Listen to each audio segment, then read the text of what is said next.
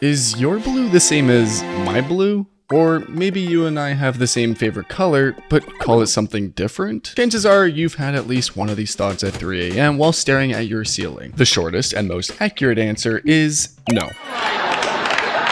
Apparently, people perceive colors slightly differently, but that's not the most interesting answer. That answer came from a short-tempered, deeply intense Austrian citizen who served in World War I.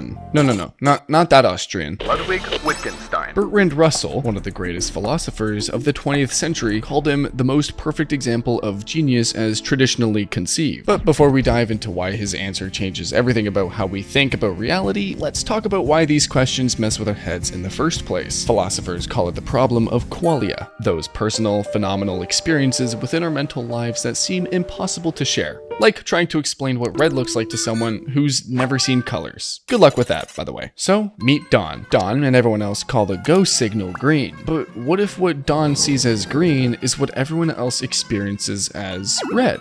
They'd never know because they both learned to call that same traffic light signal green. What? There's actually a hypothetical concept within philosophy about this, concerning a completely inverted spectrum called the inverted spectrum hypothesis. It's about someone whose color experiences are systematically inverted. There's even a Wikipedia page dedicated to this, but if someone presented Wittgenstein with the Don scenario, he'd probably say you're overthinking it and that you're woke and that it doesn't matter. According to him, this whole way of thinking about private experience is actually nonsense. Not because he could prove your blue is the same as my blue, but because the question itself is based on a misunderstanding of how language works. It's part of his private language argument. You can't create your own language, meaning a language that's completely isolated from everyone else. A language that's completely private to just you. Yeah, not possible. Wittgenstein uses this feeling of pain in his argument. Imagine creating a word for an inner sensation, like pain. In this case, you've established a connection between the feeling of pain and the word you've made up. But Wittgenstein argues that you might forget this connection at some point in the future. And if you follow that logic, if you felt pain again a day later, how would you know that your made up word meant the same thing it meant yesterday? You might think, well, I'd remember, but that's just using your memory to check your memory. It's like trying to verify an article by using another copy of the same article. You need something outside yourself to check against, a community to distinguish correct from incorrect language use. Wittgenstein's argument, which admittedly is very complex, centers around the idea that meaning is inherently tied to how we humans use words with each other. The word pain doesn't mean what it does because it's magically connected to that feeling in your hand after punching your screen. It means what it does because we all learned when to say ouch or when to offer someone aspirin. This might all sound like some stupid abstract stuff that doesn't matter in real life, but it kind of changes everything about how we think about language, consciousness, and reality itself. Because if words get their meaning from how we use them together, then language becomes transpersonal. And what's transpersonal is social and political and fundamentally non-private. So next time someone asks you, but how do you know your red is the same as my red? You can say, maybe it isn't, but that's not what makes red red. Red is that thing we both agreed to stop for. It's Joan walking down the hallway. It's the matador's cape. Although bulls are actually dichromatic, meaning it's the flapping motion that makes them angry, not the color.